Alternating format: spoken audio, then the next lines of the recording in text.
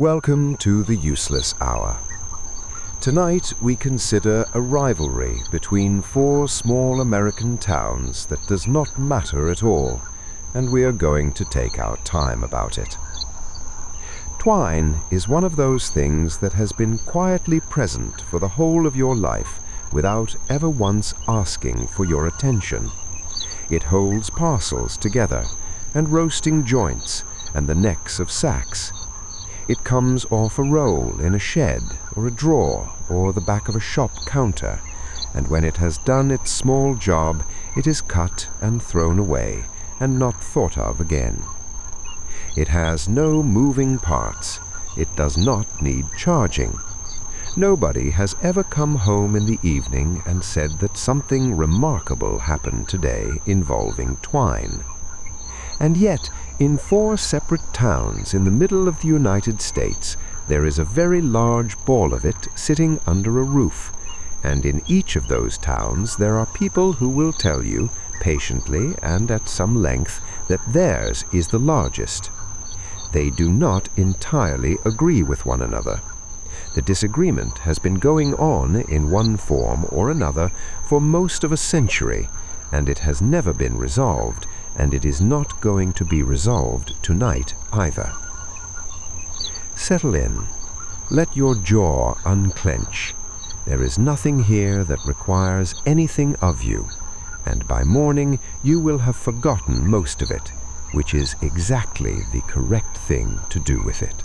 We begin in Minnesota, in a town called Darwin, which sits on the old highway between Minneapolis and the west, and which has, in the way of such places, a few hundred people in it. The man we are concerned with was called Francis A. Johnson. He was born in April of 1904, and he farmed, and he lived in the way that a great many people in that part of the world lived, which is to say, within a few miles of where he had started.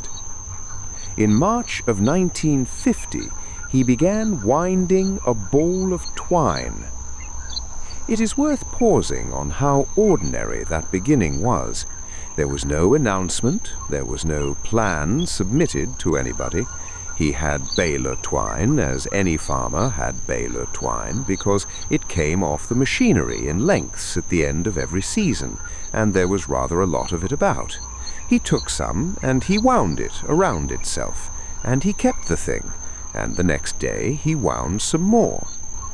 What separates him from every other person who has ever idly wound something is that he then did it again the day after that, and the day after that, for about 4 hours a day, for roughly 29 years. 4 hours is the detail that tends to stop people. It is not a hobby measurement. 4 hours is a shift. It is longer than most of us spend on anything we have actually chosen. He did it in the mornings, by most accounts, before the day took hold, and he did it with a particular fussiness, because the ball was not merely to be large, it was to be round. He used only brown sisal twine, and he would not mix in anything else, and he wound with an eye on the symmetry of the thing the whole way through, which anyone who has ever tried to wind a ball of anything will recognize as a much harder problem than it sounds. For the first few years this was manageable. A man can turn a ball of twine with his hands for quite a long time before the ball begins to have opinions of its own. But a sphere is a crowel shape to grow, because the volume climbs away from you far faster than the width does. Every additional inch of radius costs enormously more twine and enormously more weight than the inch before it, and a ball that a man can tip on its side one summer is a ball that will not move for him at all a few summers later. By the time it had reached that point, Johnson had arrived at the solution that gives the whole enterprise its particular flavor. He began to use railroad jacks, not car jacks, railroad jacks, the heavy iron sort designed to lift a loaded boxcar off its wheels. He would work one in underneath the ball, put something solid on the far side so that it could not get away from him, and nudge the thing over a little at a time until the face he wanted was upwards. Then he would wind. Then he would jack it over again. There is something about that image worth holding for a moment before you drift off. A man alone in a Minnesota yard with equipment built for railway rolling stock, using it to rotate a ball of string by a few degrees so that he could put more string on the side that had become slightly flat. He was not being watched. There was no schedule but his own. When the ball went a little oblong, he would jack it round until it was not. He kept it in the front yard of his farm, east of Darwin, and just off the highway, where he built it a shelter, a roof, by most descriptions, made from the top of an old silo, standing over the ball on posts and open at the sides, so that the rain came off it and the passers-by could see it. It was, for a long time, an entirely private undertaking that happened to be visible from the road. He stopped in 1979. By then the ball stood about 12 feet across and weighed some 17,400 pounds, which is a little over 8.5 tons, which is more than a fully loaded delivery lorry sitting in a farmyard made of string. Johnson himself is harder to summarize than his ball, and the fragments that survive suggest a man with a great deal of quiet obstinacy in him. He collected things, hundreds of hammers, thousands of wooden pencils, and he carved from single blocks of basswood with no glue and no nails, working pairs of wooden pliers, apparently in very large numbers, sometimes without particularly looking at what his hands were doing. A nephew, years later, described him as a bit of a rascal and very firm in his beliefs. That is about as much of a portrait as we are going to get, and it is probably enough. He died in October of 1989, at 85, and the ball outlived him, as these things do, and became a question for other people. The question was not academic. Ripley's, of Believe It or Not, had been trying to buy it for years, and tried again once Johnson was gone, and the town said no. That refusal is the pivot on which the rest of this story turns, because a Darwin that had sold its ball would simply be a town that used to have one. Instead, in 1991, they moved it. They brought it in off the farm on a flatbed lorry, 8.5 tons of it, and set it down on a lot on Main Street, across from the park, and then they built a gazebo around it. A wooden frame with clear panels so that it can be looked at from every side and touched from none. There is a small museum next door, run by volunteers, free to go into, with some of Johnson's own tools in it. And every year, on the second Saturday of August, Darwin holds Twine Ball Day. There is a parade, there are races and volleyball, and the ordinary furniture of a small town summer. It has been running since the early 90s, and it exists because a man who is no longer alive spent 4 hours a morning doing something nobody asked him to do, and because the town decided that this was worth keeping rather than cashing in. None of this is going to be required of you. Not the dates, not the tonnage, not the jacks. It will all still be true in the morning, whether you retain it or not, and the ball will still be sitting in its gazebo on Main Street, in the dark, in the middle of Minnesota, being extremely large and completely pointless, as it has been every night for the last several decades. But there is a difficulty with Darwin's claim, and it is a difficulty that has kept 4 towns politely at odds with one another for a very long time. And to understand it, we have to go south, into Kansas. South of there, and a long way west of anywhere a person would think to stop, the land flattens out into the part of Kansas that does not photograph well, and on the north shore of a reservoir called Wakonda Lake, there is a town called Cawker City. It sits in Mitchell County, on US Highway 24, which runs straight through the middle of it and functions as the main street, because in a town of this size, the highway and the main street are the same thing, and there is no particular reason to pretend otherwise. 457 people lived there at the 2020 census. 469 had lived there 10 years before that. The largest the town has ever been was in 1880, when 1,039 people were counted, which means that for 100 and odd years the population figure has been a number going quietly in one direction. The town is named after a Colonel E.H. Cawker, who is said to have won the naming rights in a hand of poker, and that is the second most interesting thing about the place. The most interesting thing began in 1953 on a farm outside town with a man named Frank Stoeber. The date usually given is the 24th of December. Stoeber was a farmer, and farmers of that period accumulated sisal twine the way everyone accumulates certain things, which is to say, without deciding to. It came off the hay bales, it was still perfectly good, and throwing away perfectly good string was not a thing his generation did comfortably. So he wound it. There is no need to imagine anything grander than that at the outset. A man with a lot of short lengths of twine, tying them end to end and turning them round a growing center in a barn in the winter in Kansas, because it was something to do with his hands. By 1956, the thing in the barn was 7 feet 5 inches across and weighed 4,035 pounds, and something had begun to happen that had not happened to any of the other balls in this story. The neighbors started bringing him their twine, not as a joke particularly, and not as a subscription to anyone's ambition. They simply had twine, and here was somebody visibly using it, and it seemed a waste to let it go into a fire. That is the whole of the mechanism, and it is worth sitting with for a moment, because everything that follows depends on it. The Cawker City Ball stopped being a private object very early on. Long before the town ever voted on anything, the raw material was already arriving from other people's barns.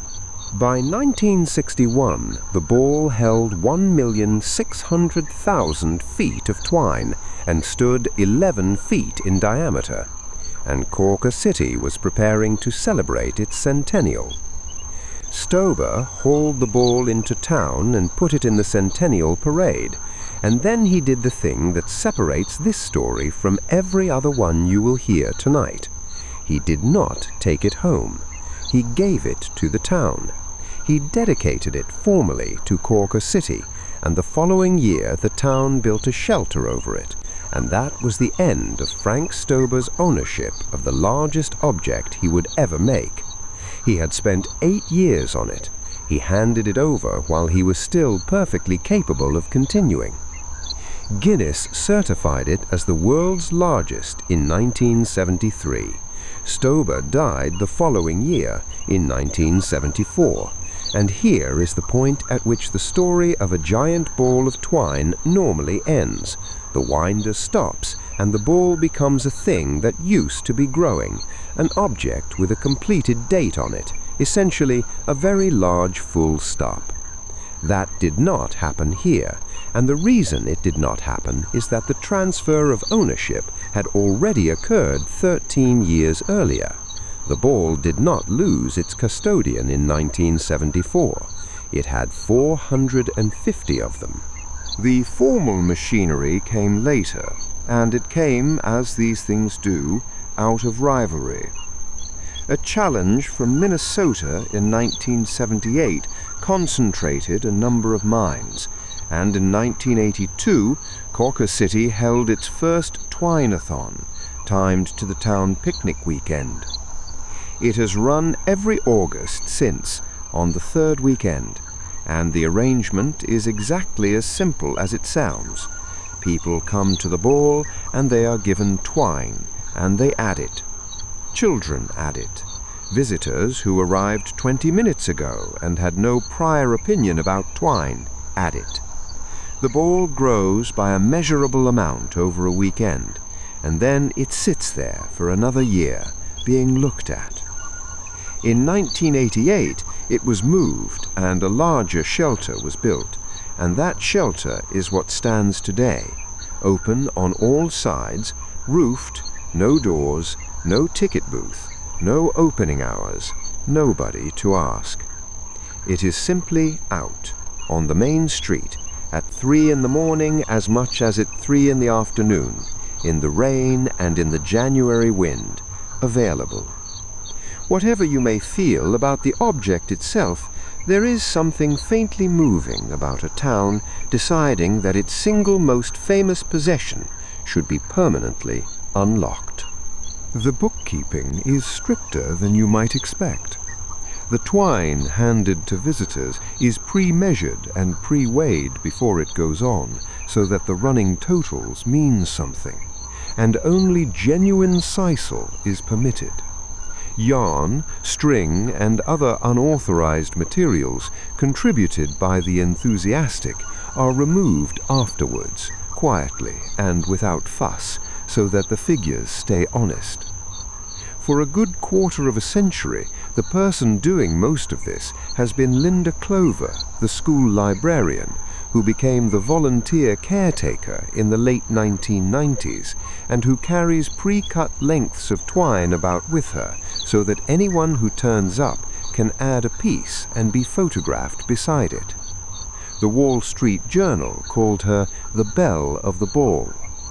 There is no salary attached to any of this. The numbers, should you want them, and you are under no obligation to retain a single one. The sign at the shelter recently gave 46 feet of circumference, something close to 14.5 feet across. 8,507,430 feet of twine, and a weight above 27,000 pounds. That is a little over 1,600 miles of twine, which is to say that if you unwound it and laid it along the highway outside, you would run out of Kansas a very long time before you ran out of string. You do not need to remember that. It will be a different number by next August in any case, which is precisely the point. What that means for the town is not subtle, and nobody in Cawker City has ever tried to make it subtle. The businesses along the street have painted the ball onto their walls.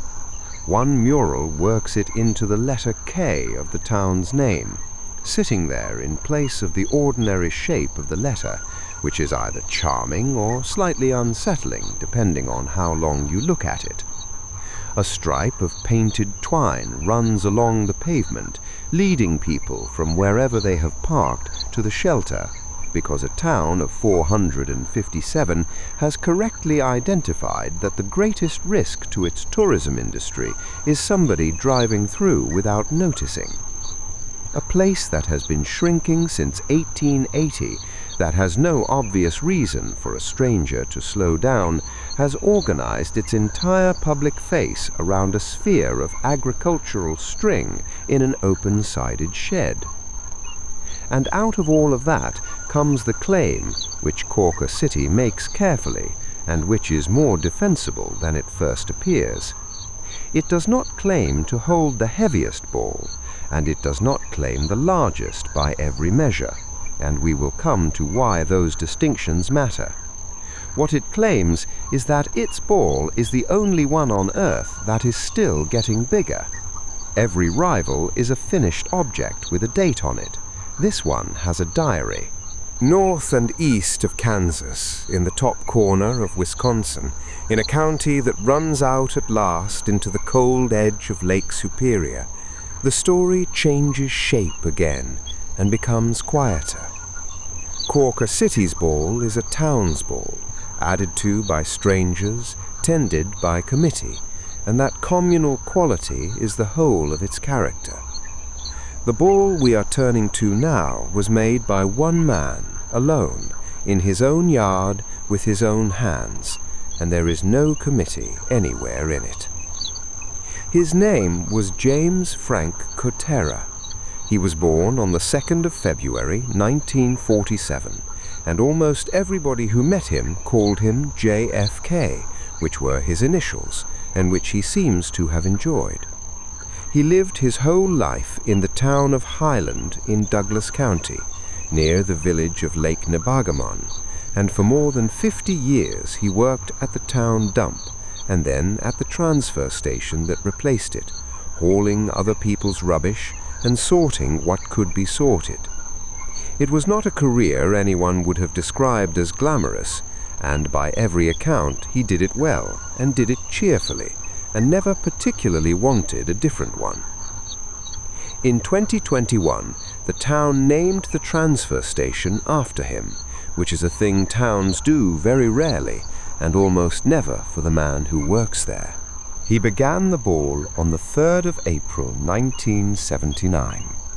He was precise about that date for the rest of his life, and he was precise about it because of what else it was.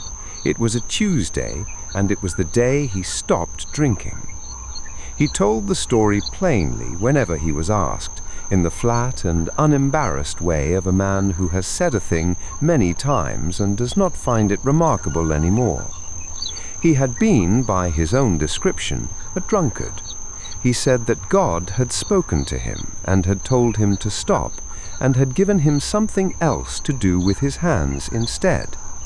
What he was given to do with his hands was wind twine. You may take that account however you wish. He meant it entirely, and he never varied it, and the ball began on that day and did not stop. The method was as simple as a method can be. Twine came to him from the farms and yards around Lake Nebagamon, and from the dump, where a man in his position sees a very great deal of baler twine that has finished the job it was made for. He gathered it into rubbish bags. He weighed each bag on his own scale, and he wrote the figure down. And then he wound the contents onto the ball by hand, over and under, standing at it in the yard in all the weather that northern Wisconsin has to offer, which is a considerable range. There was no machinery, there was no armature, no motor, no frame. There was a man and a bag of twine and a scale and a notebook, and there was the ball, which grew. He worked at the dump 3 days a week, and at the ball on the other 4. That is the shape of the whole thing, really, and it is a very odd and very ordinary sort of arithmetic. 4 days a week for 43 years and 9 months. He said more than once that he intended to carry on until he died, and this turned out to be an accurate forecast rather than a figure of speech. What he arrived at the end was a figure of 24,160 pounds, a little over 12 tons.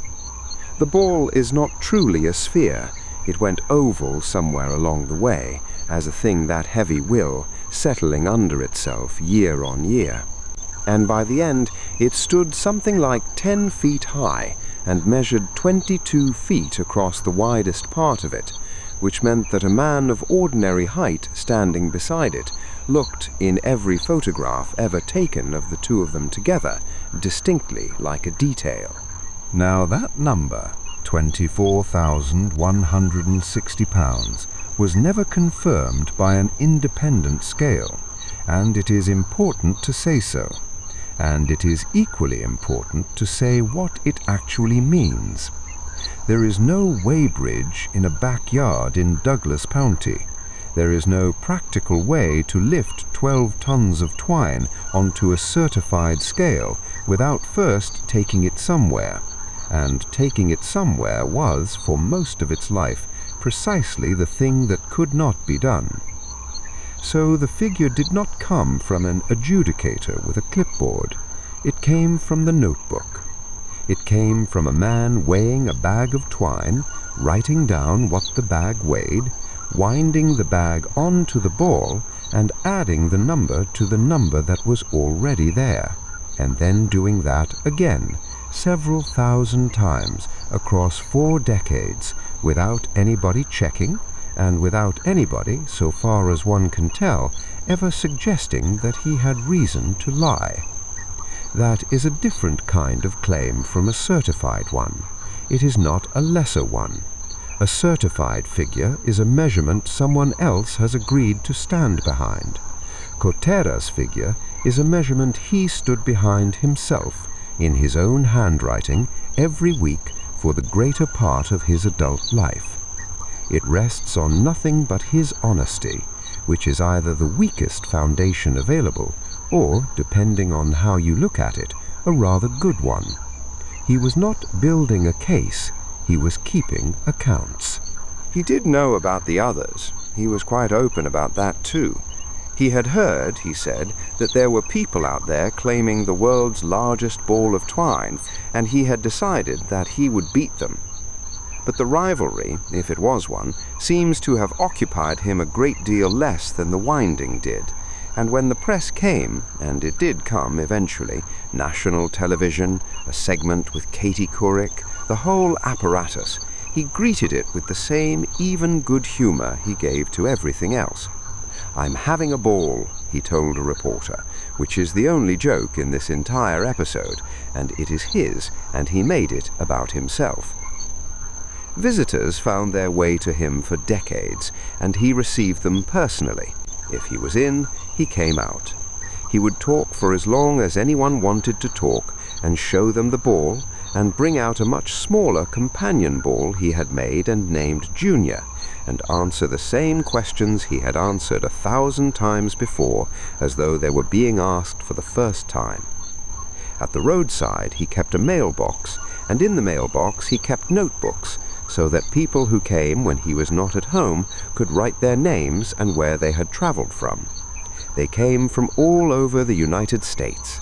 Some of them came from as far as Denmark. You are not required to hold on to any of that. It is only that a man who spent 4 days a week alone in a yard with a bag of twine kept a book by the road so that he would know who had been. He died on the 14th of January 2023 at 75. His sister described him afterwards as a simple die and kind, and the town rather agreed. The ball sat in the yard through that winter and summer, 12 tons of sisal in a place with no one left to add to it, until a neighbor of his called Terry Nelson raised the money to move it, and on a Thursday that September, a tow truck and a trailer took it out of the yard, which everyone had expected to be a disaster, and which in the end took a little over an hour. It went to a concrete slab beside the Highland town hall, a short distance from the transfer station that carries his initials, and volunteers built a shelter over it, and in 2024 it was settled there properly, with a roof over it at last, which it had never had before. They put a mailbox beside it with a notebook in it, so that people could go on signing their names. The fourth ball was not in the Midwest at all. It was not made of sisal, it was not wound by a farmer, and it did not in the end belong to a town. Valley View, Texas sits north of Dallas in Cook County, and in the late 1980s it contained a retired brickmason named J.C. Payne. A brickmason is a man who has spent a working life setting heavy objects in courses, one on top of the next, until a wall exists where no wall was before. And it is difficult to look at what Payne did in retirement and not see the same instinct expressed in a rounder form. He had a project. The accounts given at the time say he collected twine wherever it could be had, from the ranches and dairies that surrounded him, the way the others had collected theirs, and that he wound it steadily for roughly 4 years.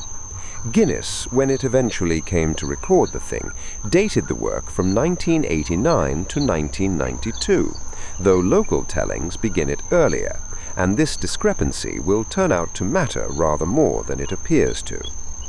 What Payne wound was nylon, not the pale, hairy agricultural sisal that made the balls at Darwin and Cawker City look like enormous shed hedgehogs, but synthetic twine, brightly colored, the sort that does not rot and does not attract mice and does not, in any meaningful sense, care about the weather.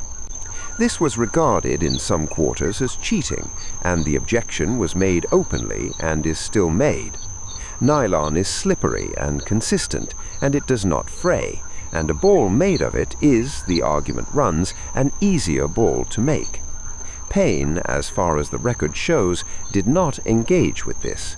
He simply kept winding. In 1993, he got the thing that none of the others ever got, which was a certificate.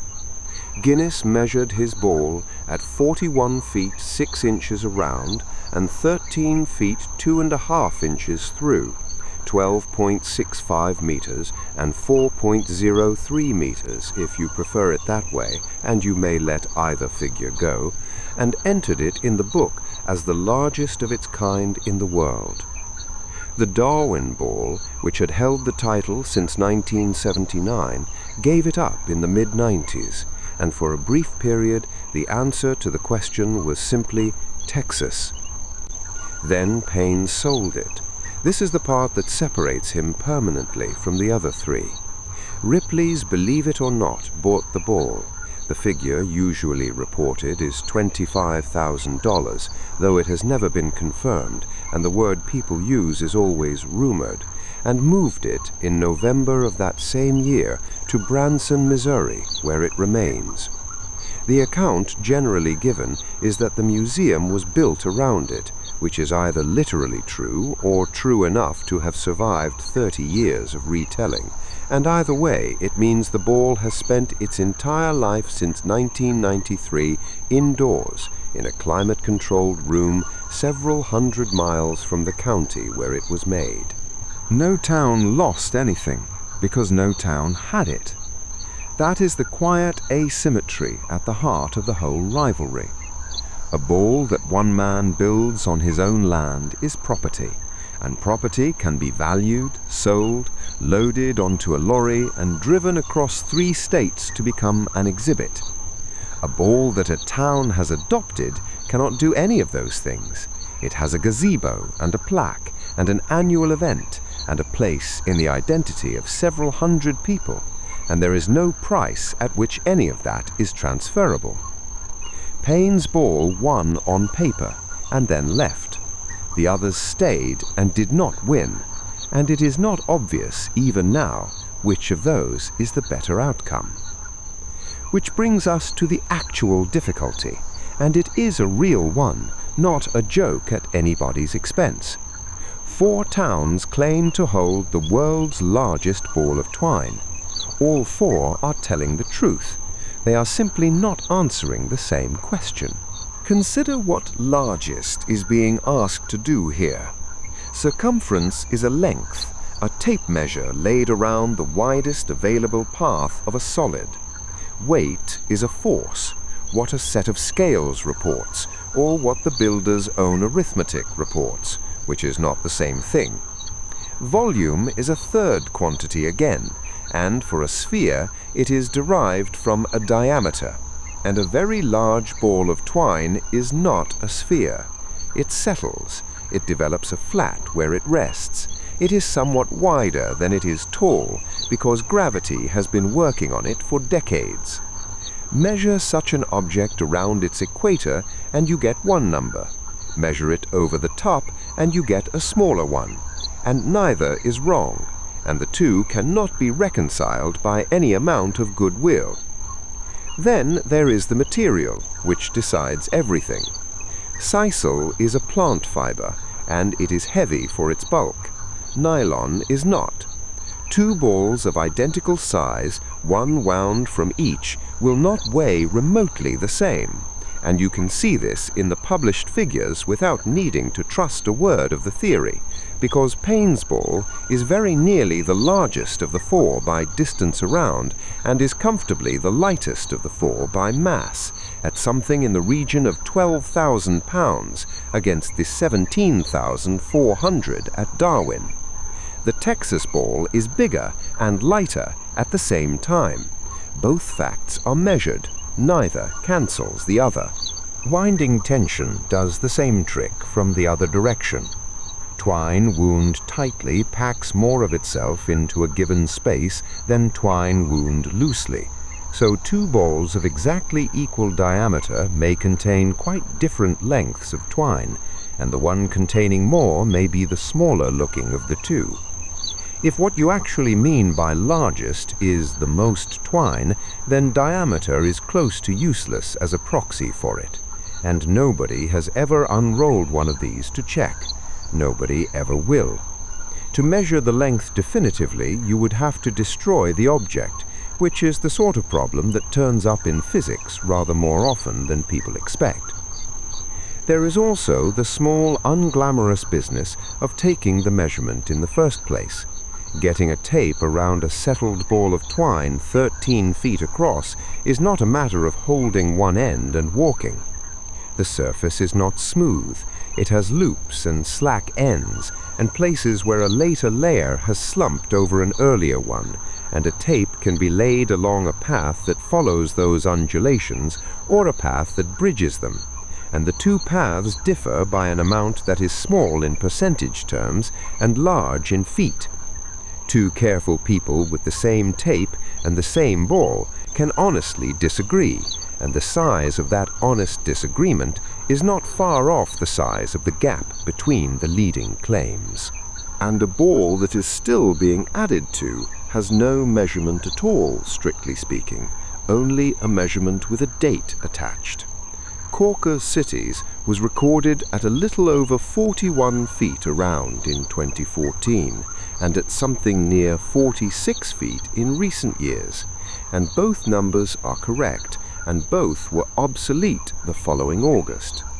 A growing thing cannot be compared with a finished thing except at an agreed instant, and no such instant has ever been agreed.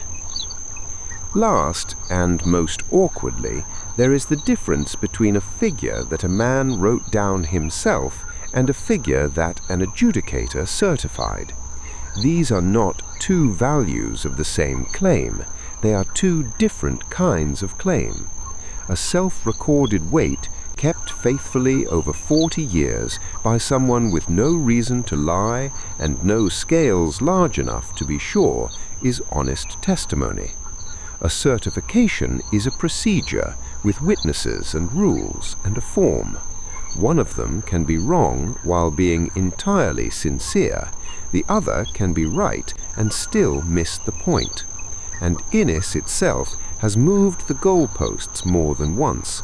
The record Payne holds is listed today not as a ball of twine at all, but under the heading of string, yarn, and thread, and separate categories have existed over the years for balls rolled by a single person, which is a rule about biography rather than about size. This is metrology, properly speaking, the study of what a measurement means and what it can be compared with. It is the same discipline that decides how long a meter is, and it has, in this instance, been applied to 4 enormous balls of agricultural string in 4 small American towns, and it has failed to produce a winner. The numbers themselves can go. The only thing worth carrying away, if you carry anything at all, is that the disagreement was never really about twine. The material itself deserves a moment, because it is not string in the sense that you may have string in a kitchen drawer, and it did not arrive on those farms by accident. Sisal is the fiber of a plant called Agave sisalana, a stiff grey-green rosette that grows low to the ground and looks, if you have never seen one, rather like a very serious aloe that has been told bad news. The leaves are long and narrow and fleshy, reaching something between 1 and 1.5 meters in length, and they are heavy with water, being roughly 90% moisture by weight. A single plant will produce anywhere from 180 to 240 leaves over a productive life of 10 or 12 years, and the first harvest cannot be taken until 2 years or so after planting. It is not a hurried crop. Inside each leaf, running lengthways and lying most thickly just beneath the two surfaces, are bundles of long, stiff fibers. These are what the whole enterprise is for. They amount to something like 4% of the weight of the leaf. The other 96% is pulp and water and has to be got rid of, and the getting rid of it is called decortication, which is a very grand word for crushing the leaf between rollers and scraping the wet green mess off the fiber that survives. It has to be done almost immediately after cutting, because a sisal leaf left lying will begin to spoil the very thing it is being harvested for. What comes out is washed and dried in the sun where the sun can be relied upon, and brushed, and it emerges as a pale, coarse, faintly straw-colored hank of fiber, nearly as long as the leaf that contained it. The name comes from a small port on the northern coast of the Yucatan Peninsula in Mexico, through which the early agave fibers were shipped. The Maya had been processing agave fiber in that region for a very long time indeed, and by the 1830s the trade had become a serious commodity business, dominated first by henequen and then by sisal itself. For most of the 19th century, Yucatan had something close to a monopoly. Then, in 1893, a German agronomist named Richard Heindorf shipped a consignment of sisal bulbils by way of Florida to what was then German East Africa. Most died on the journey. 62 plants survived, and from those 62, the entire East African sisal industry descended. Today, the crop is grown at scale principally in Brazil and Tanzania, none of which explains why any of it should end up in Minnesota. That takes a second thread, and it begins with hay. Grain, once cut, has to be bound into sheaves, and for most of history it was bound by hand. The mechanical binder changed that, and the change turned on a small, obstinate problem: how to make a machine tie a knot. Wire was tried and was disliked because wire ends up in the threshing machine and eventually in the cattle. A Wisconsin pastor named John Appleby worked out a knotting device that used twine instead, and by 1880 William Deering had agreed to fit Appleby knotters to his binders, and the McCormick Company followed. In 1882, McCormick sold over 15,000 twine binders.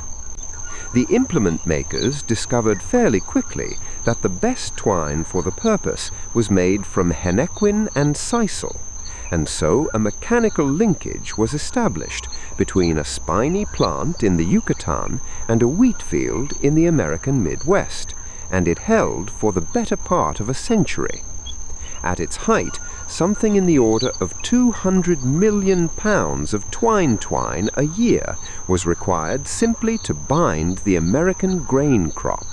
Then, in the middle 1940s, the pickup baler arrived, and baler twine began to displace binder twine, and the volumes went on climbing.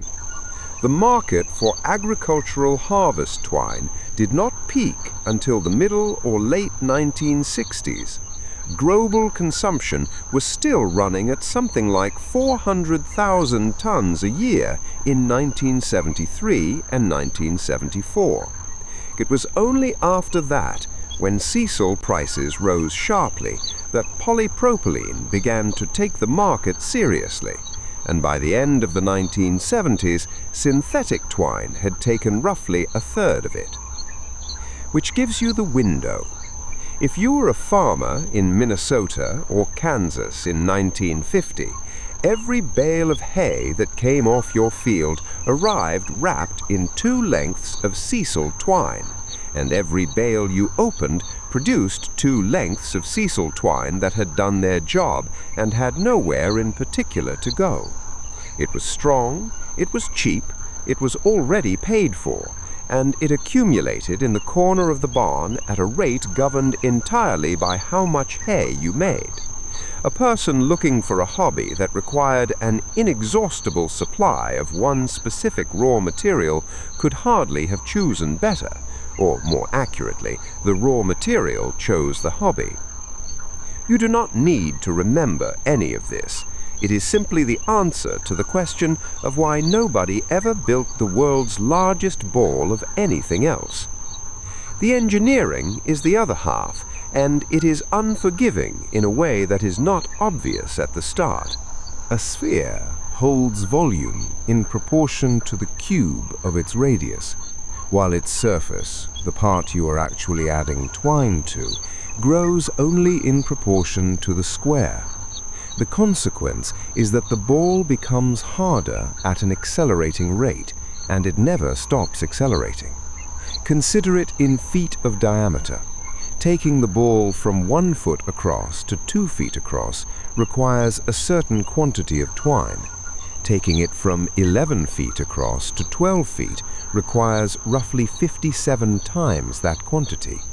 The work of a fortnight early on becomes the work of 2 years later on for the same visible gain, and the gain is not even very visible because a single additional inch of twine wrapped over the whole surface of a 12-foot ball would already be some 144 times the labor of that same inch on a ball a foot across. In the lap, in the first months, this is a pleasant object. You turn it in your hands. Then it is a thing you turn on the floor with your knee. Then it is a thing you cannot turn at all. Francis Johnson resorted to railroad jacks, the kind used for lifting boxcars, in order to keep rotating his ball and keep it something near symmetrical, and even then the geometry was winning. When James Cotera's ball was eventually moved in September of 2023, it took a towing company and a trucking company between them, and they had to saw through part of the shelter around it to get straps underneath and lift it out. Symmetry, in fact, is the first thing to go. Twine is not rigid. Under its own accumulated weight, the lower portions of a very large ball compress, and the whole object settles and spreads, so that what began as a sphere becomes gently oblate, broader across than it stands high, resting flat on the ground where once it touched at a point. Cotera's ball is described by those who know it well as oval rather than round. The Cawker city ball is now something near 14.5 feet across at its widest, and under 11 feet in height, which is not a measuring error. Its caretaker has said plainly that the ball has drooped at the bottom, that it is in no condition to be lifted, and that even rolling it over would not help, because it would simply droop again in the new orientation.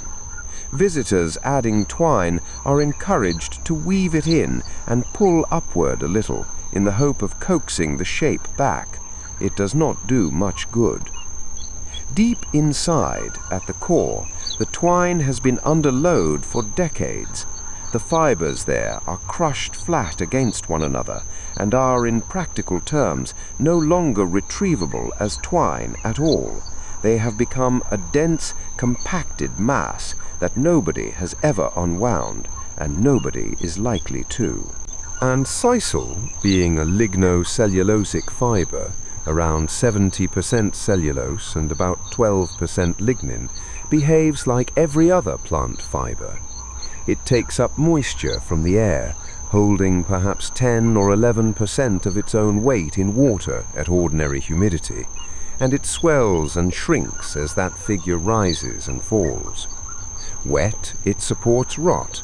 Dry, it is a food source and a nesting material, which is a matter on which any farmer who has stored twine in a barn will have opinions about mice. Lignin, which gives the fiber its stiffness, is also the component that absorbs ultraviolet light and degrades under it, so sunlight alone will quietly weaken the outer layers year after year.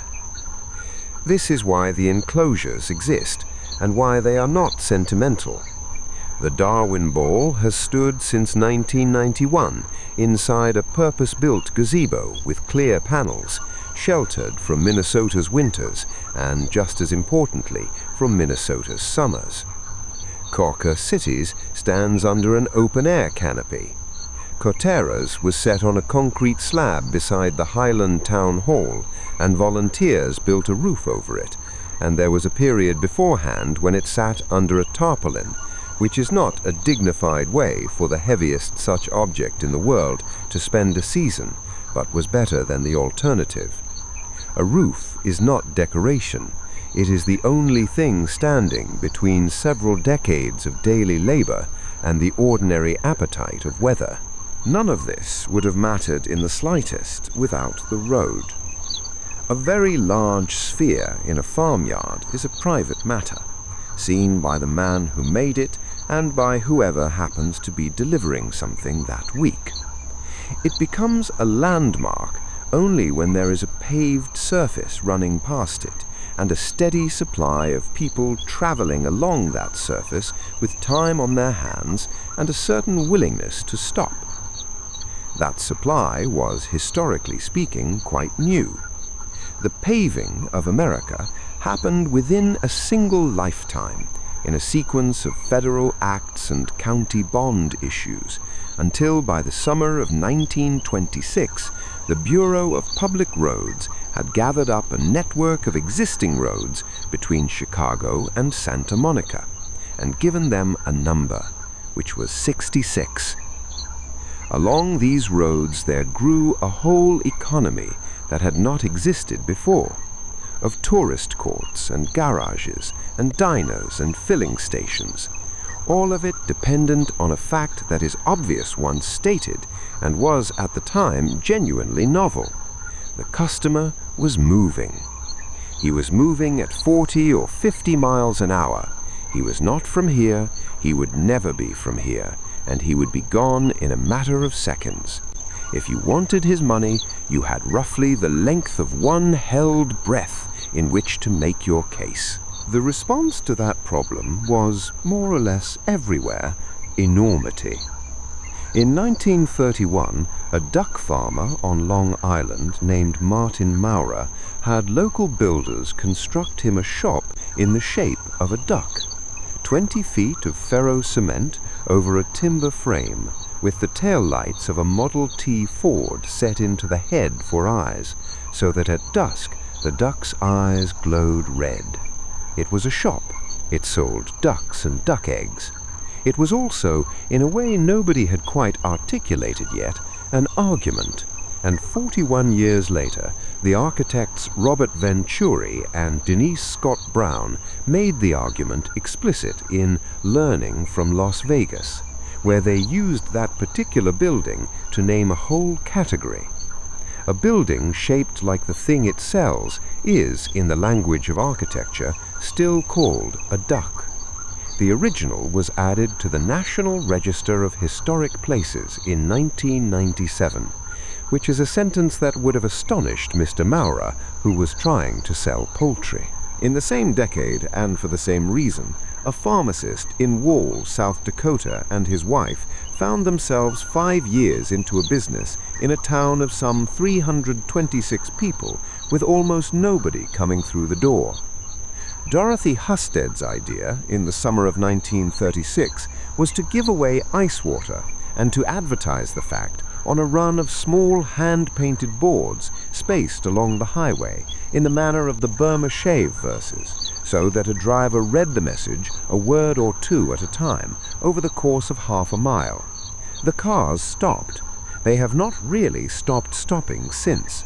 The store now takes in something over 2 million visitors a year, which is a great many people to have persuaded with cold water. It is worth being unsentimental about the economics here, because they are not a joke, and the towns concerned have never treated them as one. Cawker City, Kansas, had 457 people at the 2020 census. Greensburg, in the same state, has around 740, and its principal asset is a very deep hole in the ground, hand-dug, which in 2021 drew 10,455 visitors from all 50 states and 14 countries, and took over $215,000 in admissions and gift shop sales. The counties that hold these objects show annual tourism impacts of around $1,400 and $1,600 per head of population, against comparable counties managing 300 or so. For a settlement of a few hundred people with no industry, no junction, and no particular scenery, a large, strange object is not a whimsy, it is infrastructure. The Kansas artist Erica Nelson, who has spent years traveling to these things and building miniature versions of them, which she keeps in a building in Lucas, put the underlying principle about as briefly as it can be put. If you don't see what you need, build it. So the ball of twine belongs to a genre, and the genre is long. There is a ball of paint in Alexandria, Indiana, which began in 1977 as a baseball that a toddler had covered in a coat of blue, and which has since accumulated something past 25,000 separate layers, added mostly by visitors by appointment, who are photographed and asked to sign the book. None of that requires anything of you. It will still be there. What the Twine Ball acquired, and most of its rivals did not, was a song. In 1989, Weird Al Yankovic released a 6.5-minute piece called The Biggest Ball of Twine in Minnesota on the soundtrack album to his film UHF. It is a style parody of the long, earnest, storytelling folk ballad of the Harry Chapin sort, and its subject is a family driving a considerable distance to visit the ball at Darwin, narrated by a father whose enthusiasm is total and entirely uncomplicated. The comedy is in the register rather than in any joke at the object's expense. The singer is not making fun of the ball, and the ball, as it happens, was and is exactly where he says it is. Afterwards, the shop nearby began selling a postcard with a greeting from the Twine Ball and a wish that you were here, and the town has since gone to some trouble to thank him publicly for it. The balls turn up elsewhere in the same register. William Least Heat Moon's Blue Highways, published in 1982, gave a name to the whole practice of traveling by the small roads printed in blue on the old Rand McNally atlases, and a guidebook simply titled Roadside America followed in 1986, cataloguing the country's tourist attractions with an affection that never quite tips into mockery, the ball of twine among them. In 1996, Nora Ephron put a version of it in a film, in which John Travolta plays an archangel who agrees to travel from Iowa to Chicago on condition that they drive, because he wishes to see the largest ball of twine on the way. It is a small scene in a modest picture, and it rests entirely on the audience already knowing that such a thing exists, all of which arrived after the fact, at objects made by men who had no audience in mind at all. Francis Johnson was winding twine for years before anyone thought to come and look. Frank Stoeber's ball sat in a barn.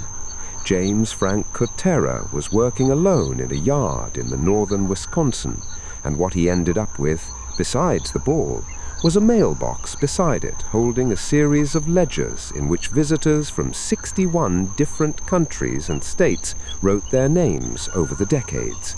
He liked them coming. He talked to them at length and told them, with no apparent irony, that he was having a ball.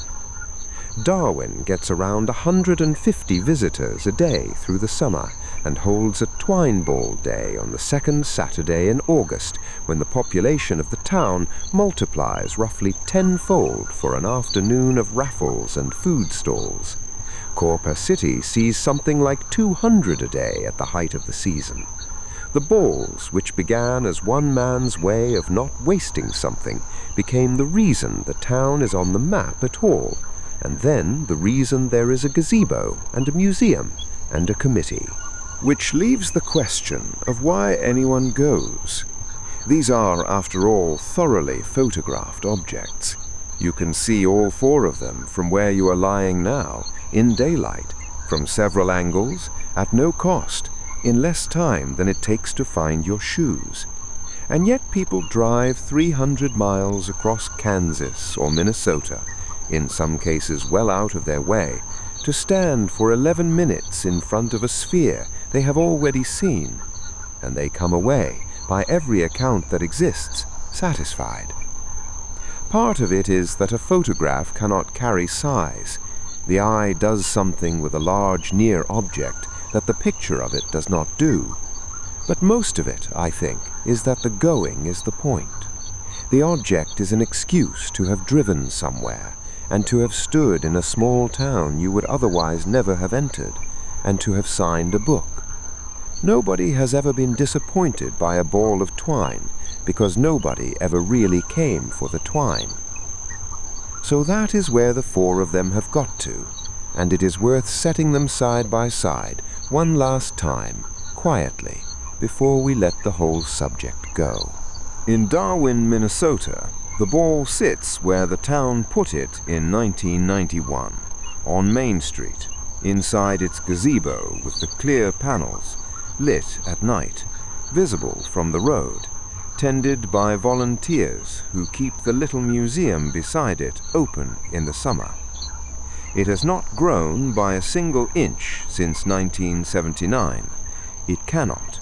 The man who made it stopped, and then the man who made it died, and the town's whole position rests on the fact that nobody has added anything since, because Darwin's claim was never really about size.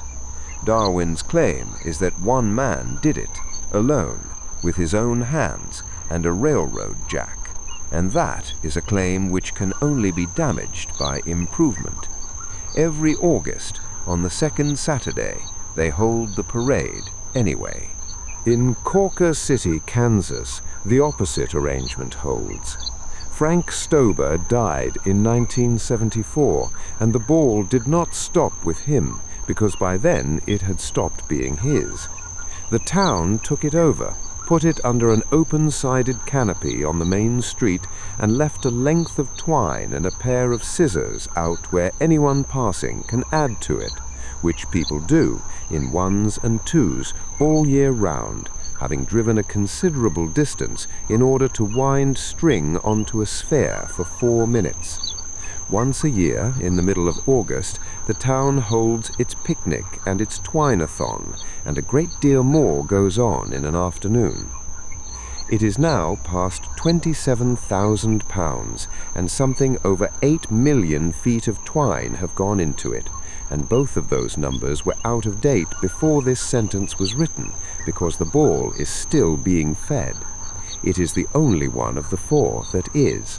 In Lake Nebagamon, Wisconsin, the ball that James Frank Cotera wound between 1979 and his death in January of 2023 is no longer standing where he wound it. It was lifted out of the shelter he had built for it. The crew had to cut through one of the beams to get the straps around it, set on a lorry, and taken to a concrete pad beside the Highland Town Hall on public ground in plain view of the road, which is where it remains. 24,160 pounds by his own reckoning, kept in his own head and on his own paper for 44 years. Nobody winds it now. It is, strictly speaking, not quite a sphere, and never was, and the town moved it anyway at some expense, having raised the money for it deliberately. And in a corner of a museum in Branson, Missouri, several hundred miles from Valley View, Texas, sits J.C. Payne's ball of nylon behind a low barrier, indoors under artificial light with the exit doors somewhere off to one side. It is the only one of the 4 that was sold, and the only one that left the place it was made, and the only one that carries an actual certificate, Guinness, 1993, a shade over 41.5 feet around. It is also the only one that a great many people walk straight past on their way out to the car park. Which is, in the end, the whole of the dispute. Darwin has the largest ball won by one man. Cawker City has the largest ball by weight and by circumference, and gets larger every August. Cawker's has the heaviest single figure ever claimed for one, and that figure was arrived at by a man alone with a set of scales and no particular reason to lie. Payne's has the paperwork. There is no committee anywhere that has jurisdiction over all 4, no agreed unit, no shared moment at which they could all be measured against one another, and no obvious way to decide whether the thing being measured is the string, or the sphere, or the labor, or the man. The rivalry is not unsettled because the towns are stubborn. It is unsettled because there is nothing to settle it with, and because settling it would leave 3 towns with nothing, which is a poor return on a question nobody was asking. So it stays as it is. 4 towns, 4 balls, 4 sets of people who will tell you politely that the others are lovely and are, of course, measuring slightly different. All 4 are under a roof of some kind now, which is the only condition any of them have really needed, and all 4 share the same quiet peculiarity, which is that the part you can see is the newest part. The twine at the surface of the Darwin ball went on in the late 70s. The twine at the center went on in March of 1950 and has not been touched, seen, or reached by anybody since, and will not be, because getting to it would mean undoing the thing entirely. The same is true of all of them. Every one of these objects has a small, old, private core that nobody alive has ever laid eyes on, wound by a man who, at the time, had no particular expectation that anyone ever would.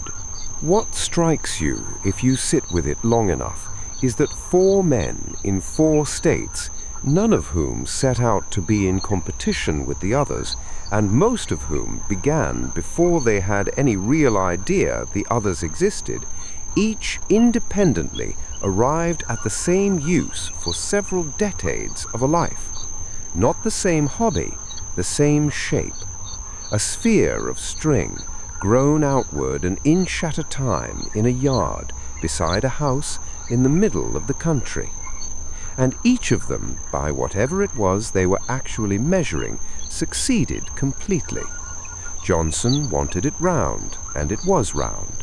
Stoeber wanted it large, and his town has kept it growing for 50 years after him. Cawker wanted to know exactly what it weighed, and he knew, to the pound, every day for 44 years. Payne wanted it recorded, and it was recorded, and the certificate says so. None of them failed. That is more than most ambitions manage. There is nothing here you need to remember. Not the tonnages, not the towns, not the dates. Nobody is going to ask you for the 24,160, or for the second Saturday in August, or for which of the 4 was Nylon and which was Sisal. You will not be tested on Stoeber, or on the year Johnson put down the twine for the last time, and no part of your life will run better or worse for having hold on to any of it. These things were written down with care because they are true, and true things deserve care whatever they happen to be about, and for no other reason at all. You are permitted to lose every one of them. That is rather what they were for. An hour spent on something that does not matter is an hour that cannot be taken from you by anything that does. And somewhere in Minnesota and in Kansas and in Wisconsin and in a lit room in Missouri, the four of them are sitting in the dark tonight, exactly as heavy as they were yesterday, not settling anything, waiting for nobody. They will be there in the morning. They will be there long after this has gone out of your head entirely, which it should, and soon. Good night, and when you next find yourself wanting to forget, just for an hour, everything that actually matters, the useless hour will be waiting. Good night.